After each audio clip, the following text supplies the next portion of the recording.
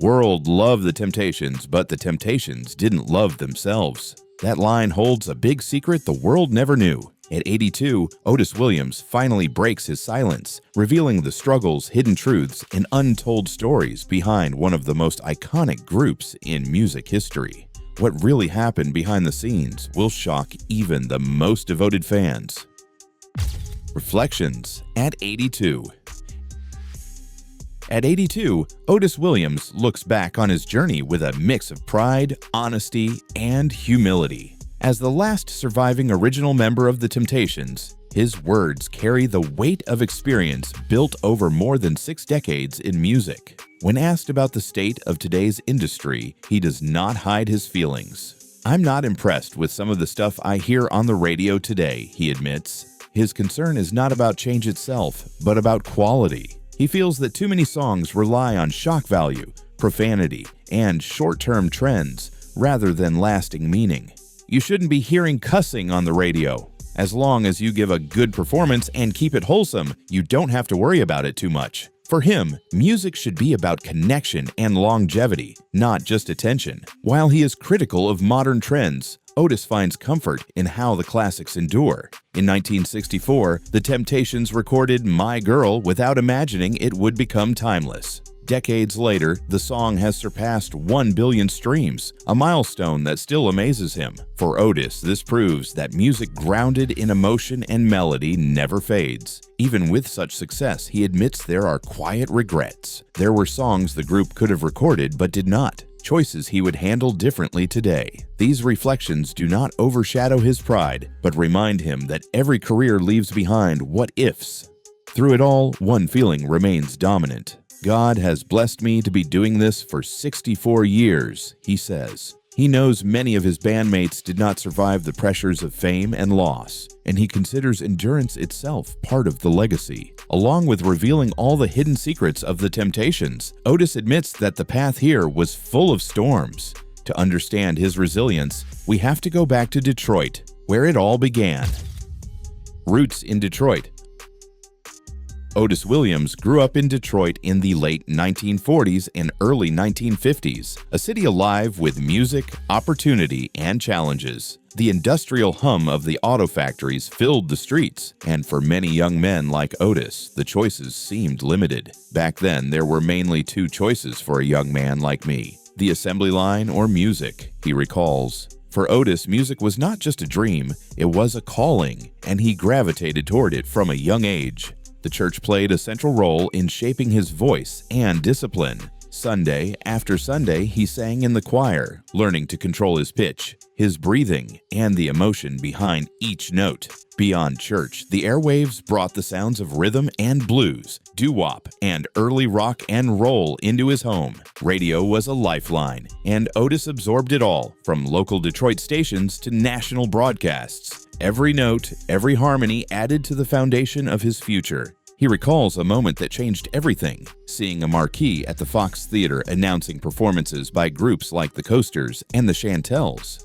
"That was the moment when singing became the most important thing in my life," he says. The energy of the city, the thrill of live music, and the realization that music could offer an escape from the factory life all solidified his ambition. Otis's journey into professional music began with small vocal groups, where he learned teamwork and harmony. He had a keen ear for talent and determination, and he carefully recruited members who could match his vision. He first brought in Melvin Franklin, whose deep bass voice added a distinctive foundation. Later, he recruited Eddie Kendricks and Paul Williams from a rival group called the Primes. Together, they began to shape the sound that would eventually become the Temptations. Even in those early days, the work was not easy. Otis saved every penny to buy a better microphone and would practice harmonies in bathrooms, alleys, and wherever the acoustics allowed him to hear every note clearly. He faced rejection after rejection from club owners, talent shows, and recording opportunities, but he never wavered. Those moments of struggle taught him discipline and resilience, and prepared him for the challenges that lay ahead when fame finally arrived. Detroit was more than a backdrop, it was a crucible. The city's vibrant music scene, its challenges, and the industrial environment all shaped Otis into a leader capable of guiding a group that would become legendary. Every alley rehearsal, every moment of rejection, and every small victory laid the groundwork for the successes to come. Then came the groundbreaking moment of his life. From no-hit wonder to #1. The Temptations' journey to stardom was not instant. Before they had a single on the charts, they were young men performing in Detroit clubs, hungry for recognition and determined to make their mark. Otis Williams recalls that moment when everything began to change, when Smokey Robinson and Ronald White of the Miracles saw them perform at a packed Detroit venue called the 20 Grand. Smokey came to see the Temps at a popular club in Detroit called the 20 Grand. Him and his wife, Claudette, it was packed. Smokey was ranting and raving about how great the show was. "You guys looked good, you moved good, the choreography," Williams says. And then, during the course of him running that down, he stopped and he looked at David Ruffin. He said, "I've got a song for you." Williams, confident and ambitious, remembers how the group responded. "So us being young and cocky men, bring it on. We can sing anything," he says. That anything became My Girl, a song that would change the trajectory of the Temptations forever. Released at the end of December 1964, the single climbed the charts to become the group's first #1 hit, cementing their place in music history. I said, "Smoke, I don't know how big a record this is going to become, but this is going to be a record." Motown released My Girl at the end of December 64. I never would have imagined it would be that big of a hit, but everywhere we would go, even today, people love that song, Otis says. The song took on a life of its own beyond the charts. It became part of weddings, father-daughter dances, and countless film and television moments. Otis laughs, remembering how, at one point, he tried to get audiences to move on to other songs. "At one point, I started to say, 'Come on, y'all, we've got other records, play something else.' I had that kind of attitude, but My Girl is just undeniable." These hidden details show the extent of the impact. Otis still keeps telegrams at home from the Beatles, Berry Gordy, the Supremes, and the Copacabana's Jules Podell congratulating them. He also remembers how Paul Reiser's arrangement with strings and horns elevated My Girl from a standard R&B track to something timeless. "We recorded My Girl the summer of '64. I never would have imagined that this song would take on that kind of life form now," he says, but success came with unexpected costs, and not everyone could stay grounded. What Otis saw next would test not only the group's talent, but its very soul. What happened behind the scenes when fame arrived turns out to be a story is far darker than most people know. The internal struggles. Behind the glamour, the choreography, and the harmonies, the Temptations faced battles that the public rarely saw. Fame arrived fast, and with it came pressures that tested every member of the group. Otis Williams has been candid about the personal toll of their success. World loved the Temptations, but the Temptations didn't love themselves. Drugs came into play, and once that happened, dreams and aspirations became fragmented. "I am thankful to God for being able to withstand it all," he says. The group's story was not just about hits and applause, it was about loss, mental strain, addiction, and the difficulty of staying grounded while the world adored them. The musical Ain't Too Proud captures this warts-and-all reality. Otis explains that seeing their story on stage is both painful and therapeutic. He shares the story of his son, Lamont, whose youth he missed while touring, and who tragically died in a construction accident at just 24 years old. Seeing that story dramatized brought those raw emotions to the surface. Other members faced their own battles. Paul Williams' health declined steadily, and he struggled with depression and substance abuse. Melvin Franklin faced challenges with both weight and alcoholism that affected his performances. Eddie Kendricks sometimes clashed with the group, leading to tensions on and off the stage. Otis reflects that there were moments when he wondered if the group could survive the losses and departures that kept piling up. In letters and unpublished interviews, he admits to the fear of seeing their legacy crumble under the weight of these struggles. Despite all the heartbreak, Otis remained the anchor. He worked to keep the group together, guiding them through the chaos while wrestling with his own grief and regrets. He acknowledges that the fame, tours, and relentless schedules made it nearly impossible to maintain normal family life. But he also recognizes that the bonds within the group even when strained, were crucial to their survival. The story of the Temptations is one of extraordinary talent, shadowed by extraordinary challenges. Through it all, Otis's faith and resilience kept him moving forward. When you've lived through 6 decades of fame, you start seeing what holds up and what falls away. But Otis has one story from his past he's never told before. It will change how you hear one of their greatest songs. The silence after the score. For Otis Williams, surviving the losses of his fellow Temptations was never easy. One by one, the members who had been his brothers in harmony and in life were gone.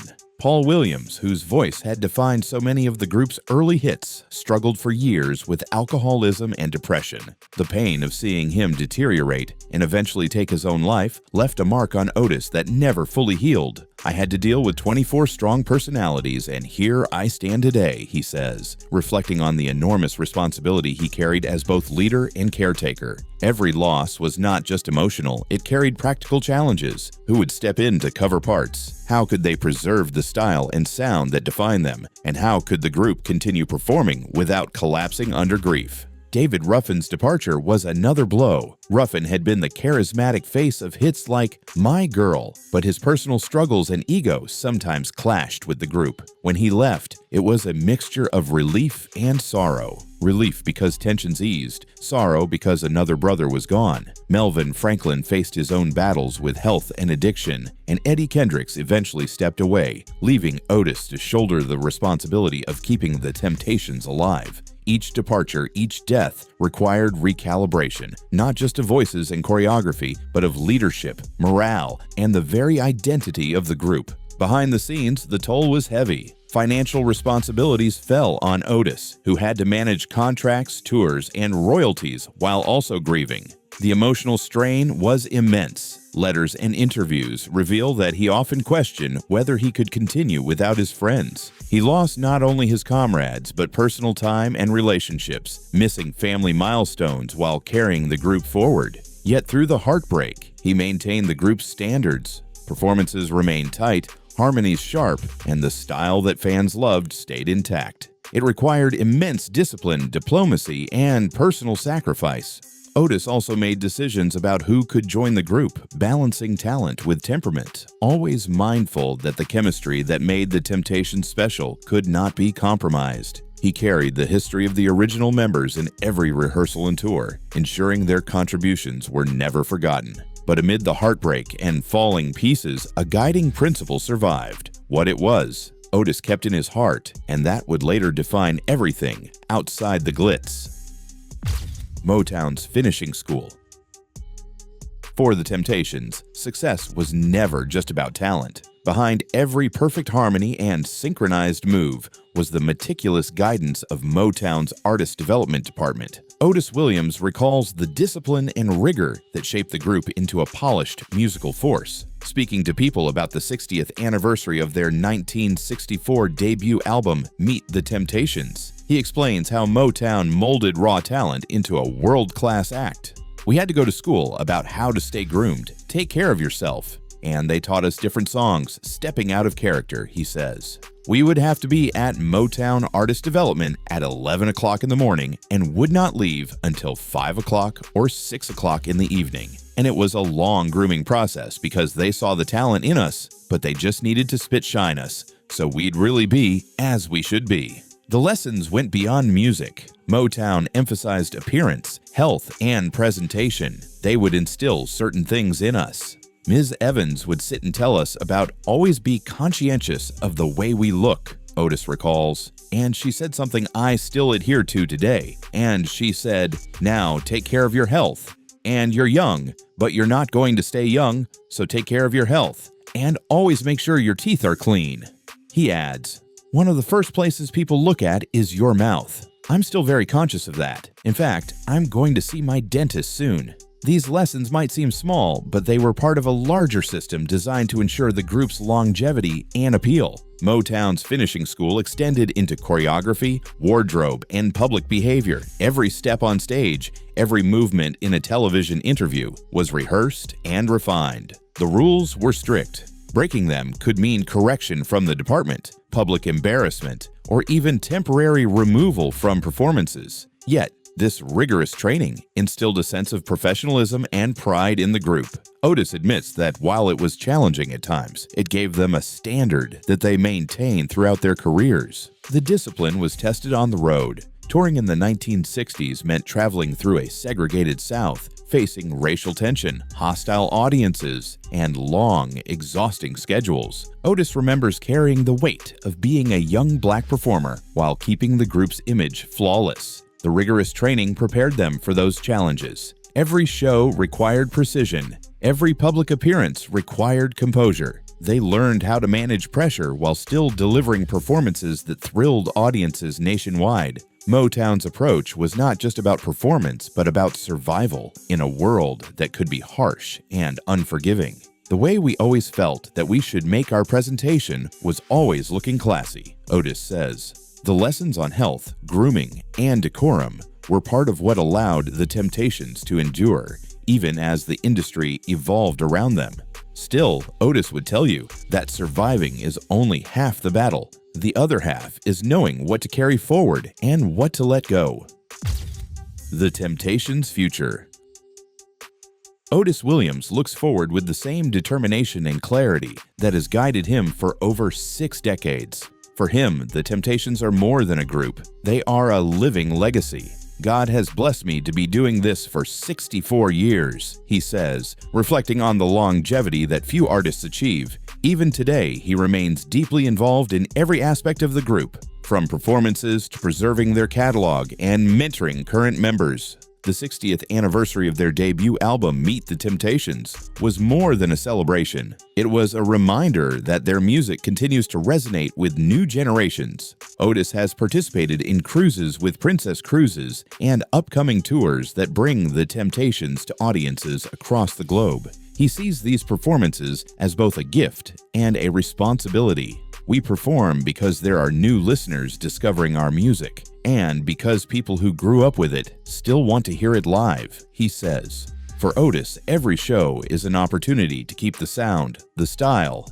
and the story alive. Behind the scenes, Otis is quietly protective of the group's legacy. He preserves audio masters, carefully manages rights, and works with current members to ensure the integrity of the Temptations recordings. Health and discipline remain central to Otis's life. He follows a strict regimen, both physically and mentally, to maintain the stamina required for touring and performing. He admits that sacrifices have been made along the way, including time with family and personal moments lost to the demands of music. Yet he also finds joy in those sacrifices, in the music that continues to connect with people, and in mentoring the next generation of performers. His guidance is not just technical, but philosophical, emphasizing professionalism, respect for the audience, and care for one's own health and presentation.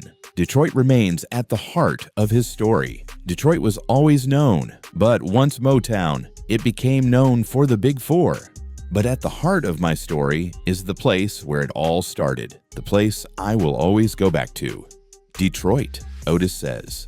The city shaped his beginnings, and it continues to be a touchstone for understanding his journey, the roots of the Temptations, and the music that defined an era.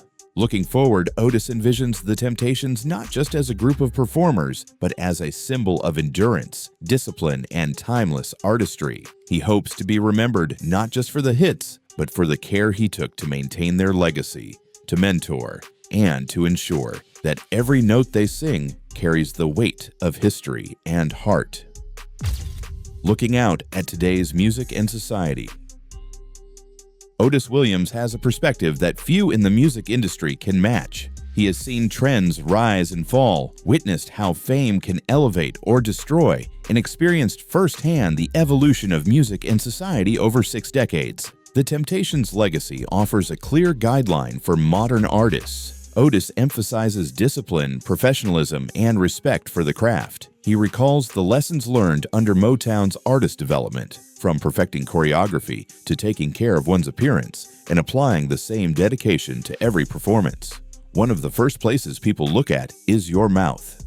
Take care of your health. Presentation is important, he says. More than the surface polish, the group's philosophy was about consistency, integrity, and commitment to excellence. These principles are what allowed the Temptations to survive lineup changes, personal struggles, and decades of touring while maintaining their reputation. Otis also points to the importance of unity and mutual respect within a group. We learned that talent alone wasn't enough, he explains. The Temptations had moments where we didn't love ourselves as much as we should have, but we had to support each other, work together, and always keep the audience in mind. That lesson, he says, is crucial for today's stars, who often face pressures of instant fame, social media scrutiny, and fleeting attention. By remembering that music is bigger than any one person and that discipline and respect carry more weight than ego, modern artists can build careers that endure. He hopes young performers understand that the spotlight comes with responsibility. The Temptations wanted to entertain, but they also wanted to leave a mark that transcended trends.